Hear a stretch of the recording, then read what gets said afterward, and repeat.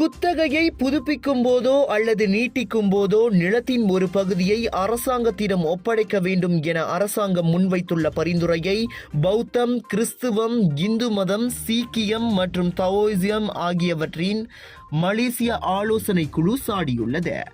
அந்த பரிந்துரை அமலுக்கு வந்தால் மலாய்க்காரர் அல்லாத நில உரிமையாளர்கள் தங்கள் நிலத்தின் ஒரு பகுதியை இழக்க நேரிடும்.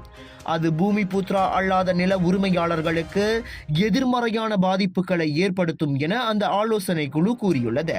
50 ஏக்கருக்கு மேல் உள்ள விவசாய நிலங்கள் மற்றும் 20 ஏக்கருக்கு மேல் உள்ள தொழில்துறை நிலங்களின் குத்தகை புதுப்பிக்கப்படும் போது அவற்றில் குறைந்தது 20 விழுக்காடு அரசாங்கத்திடம் திரும்ப ஒப்படைக்க வேண்டும் எனும் பரிந்துரையை கடந்த மார்ச் மாதம் நடைபெற்ற பூமிபுத்ரா பொருளாதார மாநாட்டின் போது துணை பிரதமர் டத்தோஸ்ரீ அஹ்மத் ஜாஹிர் அமிடி முதல் முறையாக முன்வைத்திருந்தார்.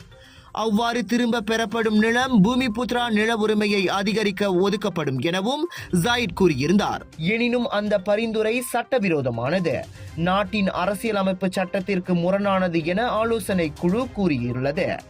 1978 ஆண்டு ஸ்ரீலம்பா வழக்கில் நில குத்தகை புதுப்பிப்பது தொடர்பான விண்ணப்பங்கள் அவற்றின் தகுதி அடிப்படையில் பரிசீலிக்கப்பட வேண்டும் எனும் கூட்டரசு நீதிமன்றத்தின் தீர்ப்பை அது மேற்கோள் காட்டியுள்ளது.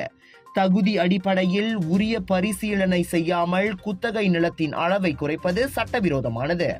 அது அந்நிய முதலீடுகளையும் பாதிப்படைய செய்யும்.